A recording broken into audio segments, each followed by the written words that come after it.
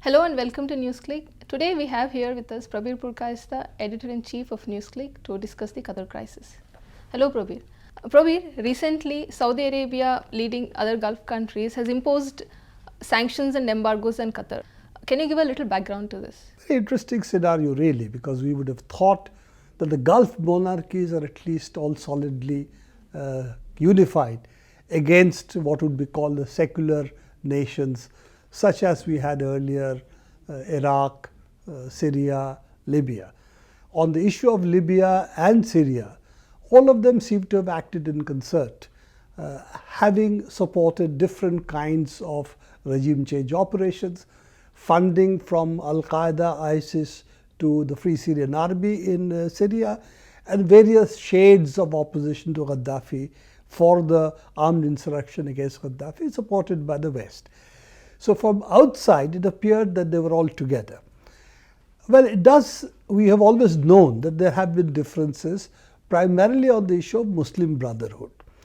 Muslim Brotherhood has been supported largely by Qatar, and also Al Jazeera has been an open public supporter of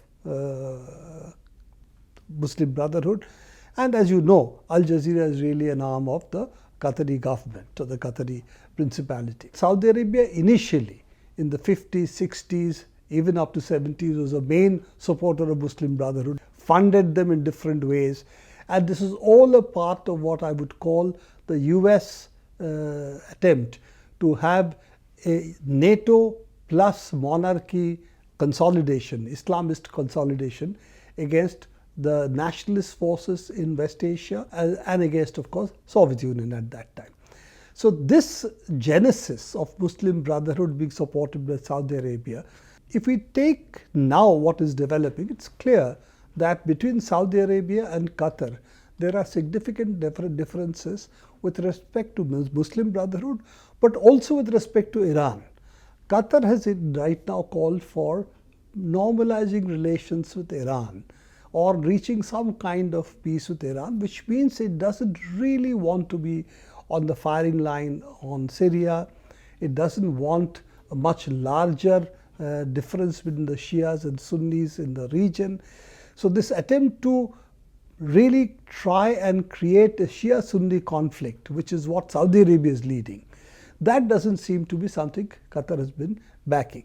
Now, this is not the first time Saudi Arabia has intervened in Qatar for a regime change. The earlier emir was replaced by the current emir because Saudi Arabia intervened in Qatar and saying they thought that they were really going out of line, that Qatar was supporting a lot of forces which could be dangerous for the monarchies, and the earlier emir was thought to be too, shall we say, dangerous, and therefore the present emir had taken over. So this is really the first, not the first regime change that Saudis are trying. This time things seem to have gone well beyond what it was earlier, and this is of course a significant escalation. It's not been done behind the scenes, it's out in the open. Saudi Arabia essentially has said that this regime has to be changed. They have to fall in line with what Saudi Arabia is doing, and Qatar cannot be an independent voice in this region. So what we are seeing is among the monarchies that the Saudi Arabia wants to be the preeminent voice. Now within the Saudi dispensation, we have the shall we say the second in command, who is really behind the Crown Prince, the current Crown Prince, and there are rumors that he is going to be, the current Crown Prince will be replaced by the second in command, Bin Salman, the King Salman's son, and second in line in succession or the first in line in succession. And he has a much more aggressive policy, which was seen when Saudis intervened in Yemen rather disastrously. They don't seem to have made much of a headway. So now turning against Qatar is also muscle flexing by Saudi Arabia.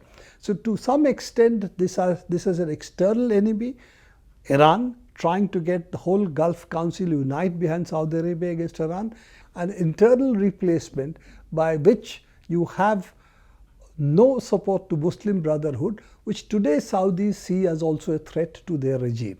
This whole episode of Qatar being sanctioned and embargoed follows closely Trump's visit to Saudi Arabia.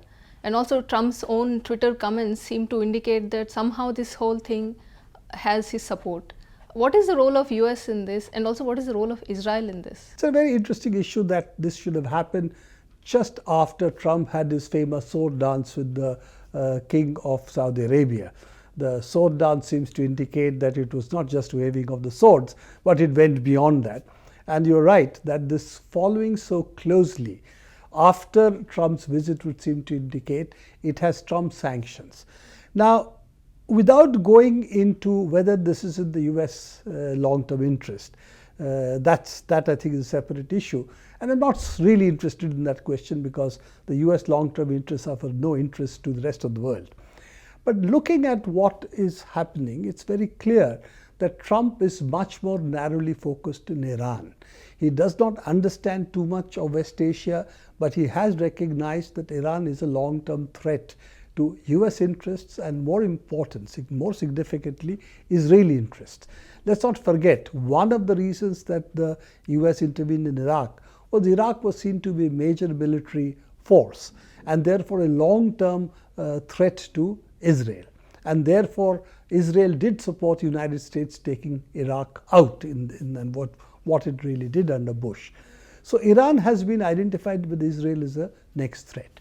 Now, because Iran, even Islam in Iran is seen to be relatively, shall we say, non-monarchical. It is, though it is also resting on clergy in a larger sense, but there is much more mass participation in Iran in politics than it's possible in the monarchies. People do vote. People may not agree with all the candidates they are allowed to vote for, but the point is there is still mass sanction. Clergy plays an important role, but it is still limited. It is not an unlimited role as a monarchy has in Saudi Arabia, but the clergy and the monarchy rules together in a way that their diktats only pass and nobody else has a voice. So given that, Iran does pose an internal threat of a different kind of Islamic politics, shall we say, which is also true for Muslim Brotherhood because they are not so antithetical to, shall we say, elections and so on. And both in Turkey, where Erdogan is a Muslim Brotherhood formation, his party is a Muslim Brotherhood formation, and earlier in Morsi in Egypt, we saw that they are quite okay with mass politics of a certain kind. Now, this is something which, while the monarchy is found distasteful, Israel looks upon Iran as a military power, which has definitely not only an army, it has a huge economy, it has supported Hezbollah, it has given them rocket technology, if not rockets. So, and Hezbollah is the most serious military force that Israel faces.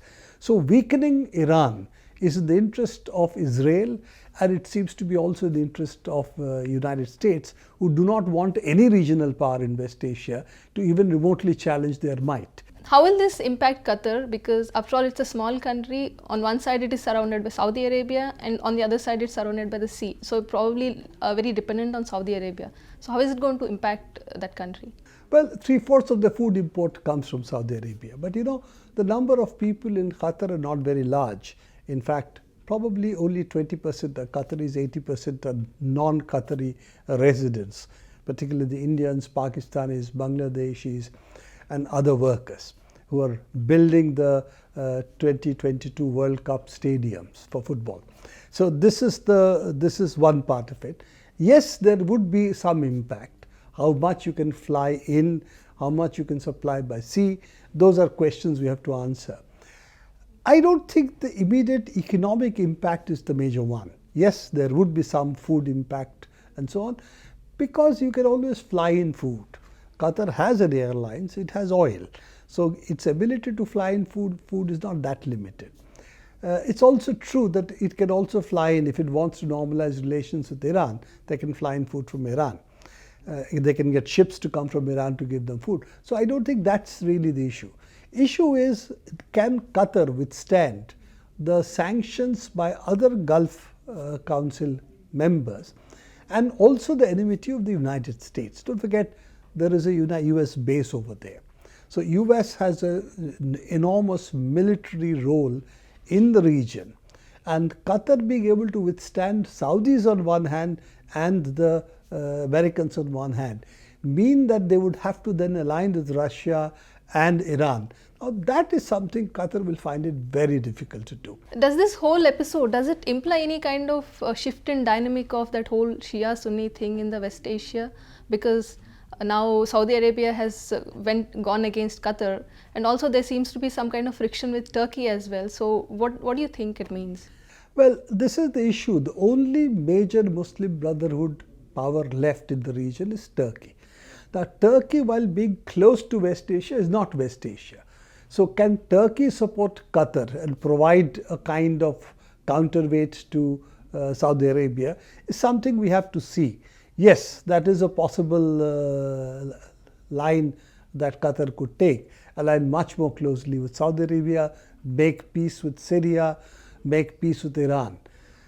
To me, it doesn't seem that that kind of possibilities exist so much in Qatar.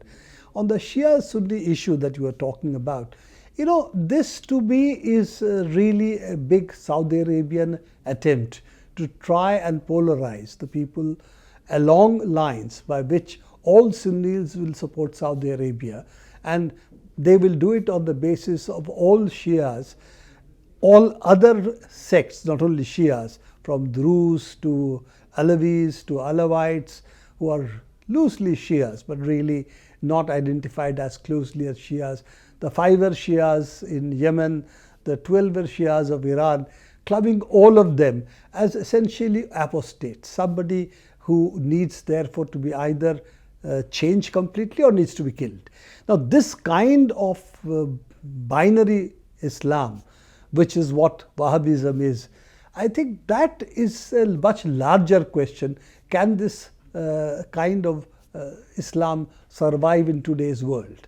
And does the Shia-Sunni conflict that we are seeing, has it anything to do with the people, or is it something artificially being propped up by Saudi Arabia for its own survival, not its own survival as much as the survival of the monarchy, and of course the United States. How does this impact India's relationship with GCC on one side and also Qatar? Because there are a lot of workers from India working in Gulf countries, including Qatar. Well, let's put it this way. We have about, I think, 600 to 700,000 Indians in Qatar, largely in the construction area, but also in a lot of the middle class jobs, which particularly from Kerala. So it is a significant part of our what would be called expatriate income. But if we look at the entire Gulf region, this is a much smaller part than what is elsewhere, what's present elsewhere. So for India, maybe 10% of our money, expatriate money which comes from the Gulf, comes from Qatar, probably even less. So economically, can we really maintain our relations with Qatar as well as maintain our relations, economic relations with Saudis, with the Emirates? That we have to see. The United States has taken a position that it's not going to withdraw its troops from Qatar, it's not going to accept the embargo, while saying Qatar should fall in line. What India will therefore do is something somewhat similar. We'll say this is an internal dispute, we'll not intervene in it, we'll try to keep everybody happy. And as long as we have the airlines, the Qatar Airlines running between India and Qatar, and Indians don't have to go through other ports, they should be relatively okay. Thank you, Prabir. Thank you very much. Thank you for watching us today. Please keep watching us on newsclick.in.